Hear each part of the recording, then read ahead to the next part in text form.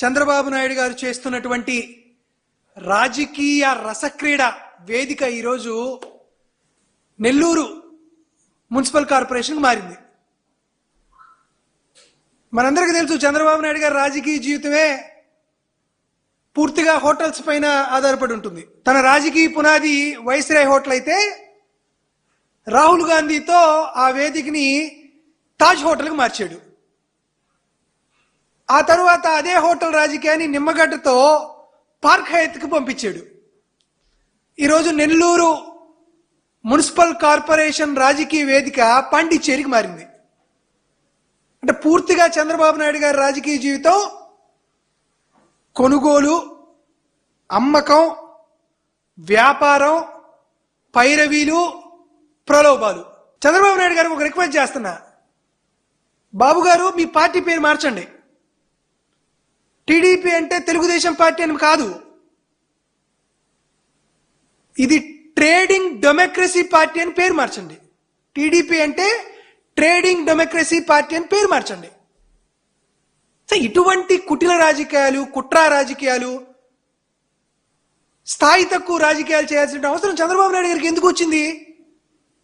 8 నెలల పదవీ కాలం ఉన్నటువంటి నెల్లూరు మేయర్ ఎన్నికల్లో ఒక గిరిజన మహిళని పదవి నుంచి తొలగించి తన తాబేదారులను కూర్చోబెట్టుకోవడం కోసం చంద్రబాబు నాయుడు గారు ఈ నీచ స్థాయికి దిగజార్చాల్సిన అవసరం ఎందుకు వచ్చింది? వాస్తవానికి ప్రజాస్వామ్యంలో ఓటు కీలకం అని అంటూ ఉంటారు అందరూ. కానీ చంద్రబాబు నాయుడు గారి రాజకీయంలో ఓటు కాదు, నోటు అనేది చాలా కీలకం. సరే, నెల్లూరులో 54 డివిజన్లు ఉంటే 2021 జరిగినటువంటి కార్పొరేషన్ ఎన్నికల్లో 54 డివిజన్లకి 54 YSR Congress party clean sweep చేసింది. తెలుగుదేశం పార్టీ నుండి ఒక్కరంటే ఒక్కరు కూడా పోటీ చేసేటువంటి శక్తి లేక, గెలిచేటువంటి శక్తి లేక నెల్లూరు మున్సిపాలిటీలో 0 అయింది. ఎట్లా పోటీ చేశారా మొన్న జరిగిన డిప్యూటీ మేయర్ ఎన్నికల్లో? వైఎస్ఆర్ కాంగ్రెస్ పార్టీ బీఫామ్ మీద గెలిచినటువంటి కార్పొరేటర్లని సంతలో పశువులు కొన్నట్టుకొని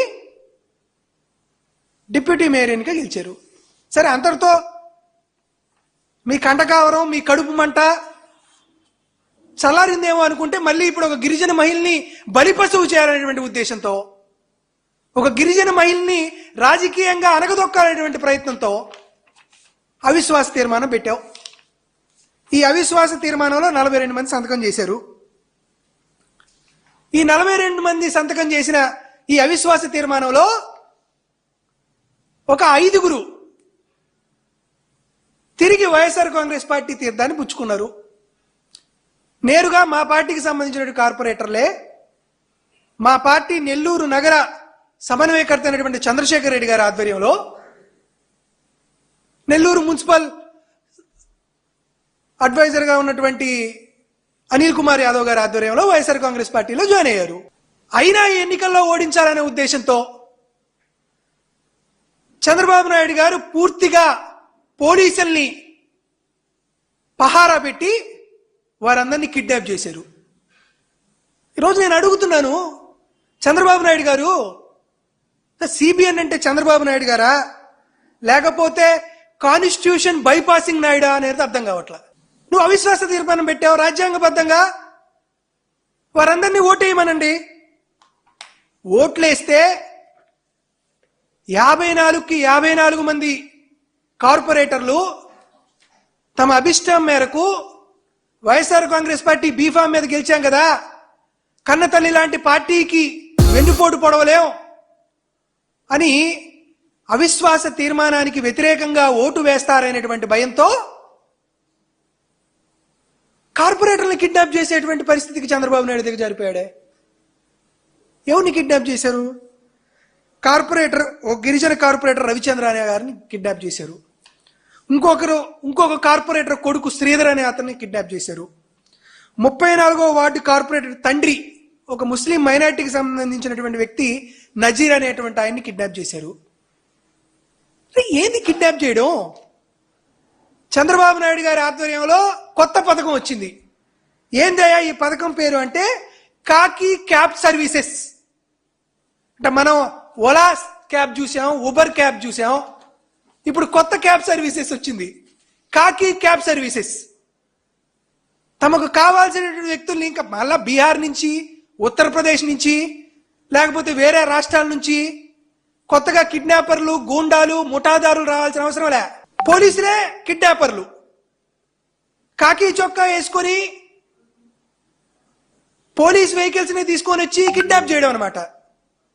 ఎందుకంటే ఆంధ్రప్రదేశ్ రాష్ట్రంలో పోలీసులు ఐపీసీ సెక్షన్స్, సిఆర్పిసి సెక్షన్స్ వాళ్ళకు వర్తించవు. వాళ్ళకు వర్తించేటువంటి సెక్షన్స్ ఏంది? TDP sections, CBN sections. మనం అంటాం బిఎన్ఎస్ఎస్ అని కొత్తగా వచ్చింది, భారతీయ న్యాయ సంహిత అని కొత్త చట్టం వచ్చింది. ఆంధ్రప్రదేశ్ రాష్ట్రంలో బిఎన్ఎస్ సెక్షన్ అంటే దాని పేరు వేరు, బాబు అన్యాయ సంహిత చట్టం. పోలీసులే కిడ్నాప్లు అవడం, అవిశ్వాస తీర్మానానికి వ్యతిరేకంగా ఓటు వేస్తారనేటువంటి కార్పొరేటర్ని వీరే రోడ్డుకి అడ్డంగా పోలీసు వెహికల్స్ పెట్టి వాళ్ళని కిడ్నాప్ చేసి 2-3 జిల్లాల్లో రాత్రంతా తిప్పి నేరుగా తెలుగుదేశం పార్టీ క్యాంపులో వారిని కూర్చోబెట్టి వాళ్ళని భౌతిక దాడులు చేసి వాళ్ళ వ్యాపారాలను దెబ్బతీస్తామనేటువంటి బెదిరించి వారిని టీడీపీ క్యాంపులో గెలిచేస్తున్నారు. నేను ఈరోజు మిమ్మల్ని అడుగుతున్నా, నిజంగా మీరు డబ్బులు పెట్టి ఒక్కొక్క కార్పొరేటర్కి 50 లక్షల రూపాయలు ఇస్తున్నారని అంటున్నారు. మరి వాస్తవం 50 లక్షల కోటి రూపాయలు అనేది దేవుడికి తెలియాలి, చంద్రబాబు నాయుడు గారికి తెలియాలి. నిజంగా అవిశ్వాస తీర్మానంలో తెలుగుదేశం పార్టీ గెలుస్తుందనేటువంటి నమ్మకం చంద్రబాబు నాయుడు గారికి, అక్కడ ఉన్నటువంటి మంత్రి నారాయణ గారికి కానీ ఉండుంటే ఈ కిడ్నాపులు చేయడం ఎందుకు? ఈ దోపిడీలు, దుర్మార్గాలు, దురహంకారమైనటువంటి చర్యలు చేయడం ఎందుకు? ధైర్యంగా ఎదుర్కోవచ్చు కదా. ఎదుర్కోలేరు. ఎందుకు ఎదుర్కోలేరంటే వైఎస్ఆర్ కాంగ్రెస్ పార్టీ పట్ల ప్రజలకే కాదు కార్పొరేటర్లకు కూడా జగన్మోహన్ రెడ్డి గారంటే ఒక ఇమేజ్ ఉంది. జగన్మోహన్ రెడ్డి గారి పట్ల అన్యాయం చేయకూడదు, ఈ పార్టీని మోసం చేయకూడదు అనేటువంటి ఆలోచన వాళ్ళందరిలో ఉంది. కాబట్టి భయపడేటువంటి కార్యక్రమానికి పునాదిగా ఈ కార్పొరేషన్ ఎన్నికలు మీరు చూడొచ్చు. ఈరోజు కూడా ఒకటే విజ్ఞప్తి చేస్తున్నాం, అవిశ్వాస తీర్మానంలో తెలుగుదేశం పార్టీ నైతికంగా ఇప్పుడే ఓడిపోయింది. సమర్థవంతమైనటువంటి నాయకత్వం నెల్లూరు జిల్లాలో వైఎస్ఆర్ కాంగ్రెస్ పార్టీకి ఉంది. కాబట్టి కూర్చొని ఉన్నానన్న,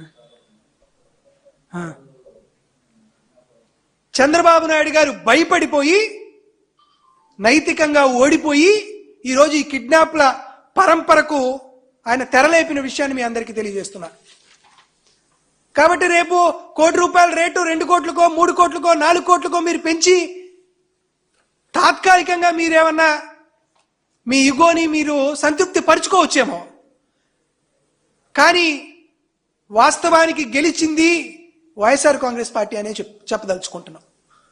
కాబట్టి ఇటువంటి దిక్కుమాలినటువంటి రాజకీయాలు చేస్తున్నటువంటి చంద్రబాబు నాయుడు గారికి గతంలోనే ఎన్నో ఎన్నికల్లో తెలుగు ప్రజలు సరైనటువంటి సమాధానం ఇచ్చారు.